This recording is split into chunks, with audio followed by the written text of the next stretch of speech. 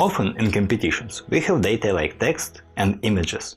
If we have only them, we can apply an approach specific for this type of data. For example, we can use search engines in order to find similar texts. That was the case in the Allen AI challenge, for example. For images, on the other hand, we can use convolutional neural networks, like in the Data Science Bowl and a whole bunch of other competitions.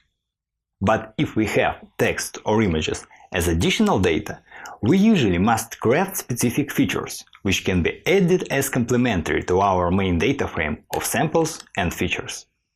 Very simple example of such case we can see in the Titanic dataset. We have column name, which is more or less like text, and to use it, we first need to derive useful features from it. Another more serious example. We can predict whether a pair of online advertisements are duplicates, like slightly different copies of each other. And we could have images from these advertisements as complementary data, like in the Avito duplicates ads detection competition. Or we may be given a task of classifying documents, like in the Tradeshift text classification challenge. When feature extraction is done, we can treat extracted features differently. Sometimes we just want to add new features to existing data frame. Sometimes we even may want to use derived features independently, and in the end make staking with the base solution. We will go through staking, and we will learn how to apply it later in the topic about ensembles. But for now, you should know that both ways first require to extract features from text and images somehow, and this is exactly what we will discuss in this video. Let's start with feature extraction from text. There are two main ways to do this. First is to apply bag of words, and second, use embeddings like word2vector. Now, we will talk a bit about each of these methods, and in addition, we will go through text pre-processings related to them.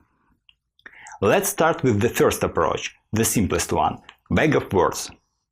Here, we create new column for each unique word from the data. Then we simply count number of occurrences for each word and place this value in the appropriate column. After applying this operation to each row, we will have usual data frame of samples and features. In sklearn, this can be done with count vectorizer. We also can post-process calculated metrics using some predefined methods. To make out why we need post-processing, let's remember that some models like KNN, linear regression and neural networks depend on scaling of features. So the main goal of post-processing here is to make samples more comparable on one side and on the other boost more important features, while decreasing the scale of useless ones. One way to achieve the first goal of making samples more comparable is to normalize sum of values in a row. In this way, we will count not occurrences, but frequencies of words. Thus, texts of different sizes will be more comparable. This is the exact purpose of term frequency transformation. To achieve the second goal, that is, to boost more important features, we may post-process our metrics by normalizing data column-wise. A good idea is to normalize each feature by the inverse fraction of documents which contain the exact word corresponding to this feature. In this case, features corresponding to frequent words will be scaled down compared to features corresponding to rare words. We can further improve this idea by taking a logarithm of these normalization coefficients. As a result, this will decrease the significance of widespread words in the dataset and do required feature scaling. This is the purpose of inverse document frequency transformation. Term frequency and inverse document frequency transformations are often used together, like in sklearn in TF-IDF vectorizer. Let's apply TF-IDF transformation to the previous example. First, TF. Nice! Occurrences were switched to frequencies. That means sum of values for each row is now equal to 1. Now, IDF. Great! Now data is normalized column-wise, and you can see that because we were too excited, IDF transformation scaled down the appropriate feature. It's worth mentioning that there are plenty of other variants of TF-IDF which may work better depending on specific data. Another very useful technique is n-grams. The concept of n-gram is simple. You add not only column corresponding to a word, but also columns corresponding to n consequent words. This concept can also be applied to sequence of chars, and in cases with low n, we will have a column for each possible combination of n chars. As we can see, for n equal to 1, number of these columns will be equal to 28. Let's calculate number of these columns for n equal to 2. Well, it will be 28 squared. Note that sometimes it can be cheaper to have every possible char n-gram as a feature, instead of having a feature for each unique word from the dataset.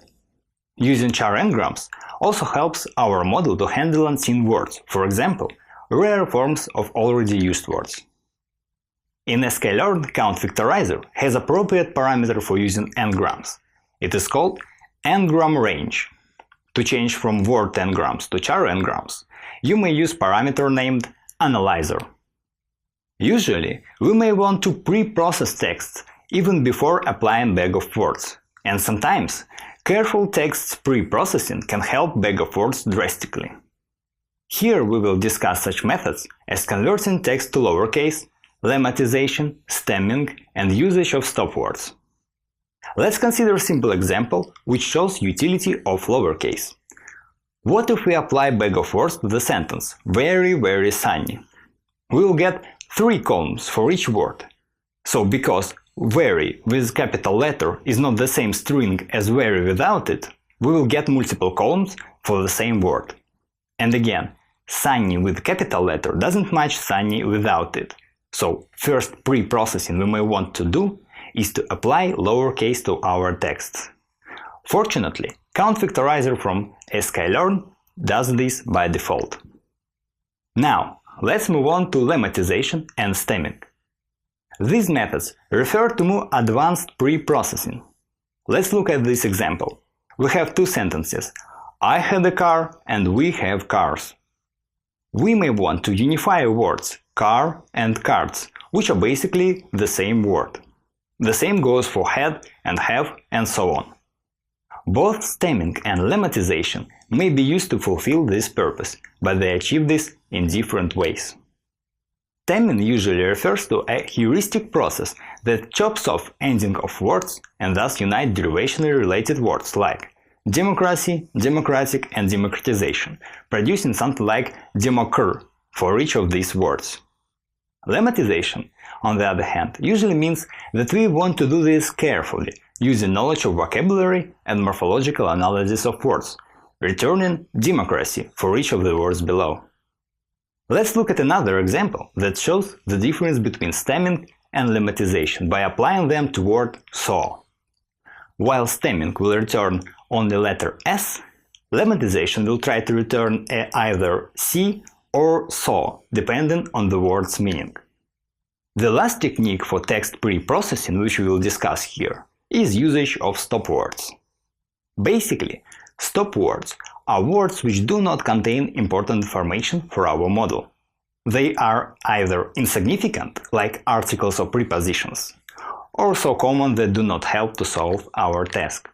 Most of languages have predefined list of stop words, which can be found on the internet, or loaded from NLTK, which stands for Natural Language Toolkit Library for Python. Count vectorizer from sklearn also has parameter related to stop words, which is called maxdf.